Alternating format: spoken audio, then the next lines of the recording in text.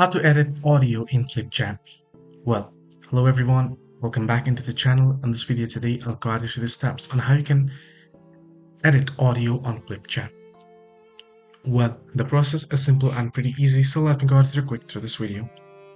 In order to edit audio on ClipChamp, what you can do is first go ahead and open up and import the media onto your file. Now you can also directly import audio file.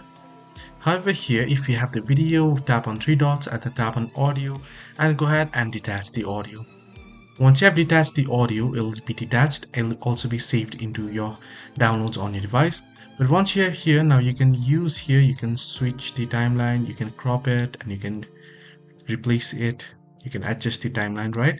Then if you tap on three dots, you'll get the more option here. If you tap on more option here, you'll only get the option to use noise suppression. You can see here, and you can only be able to toggle the volume. There is no any option to edit the audio itself. For editing, you can use other applications such as Audacity, which is a free software as well. So this is how you can easily edit audio on ClipChamp. Hope this video was helpful. Do like and subscribe, and do not forget to leave the comments down below if you have any further issues as well.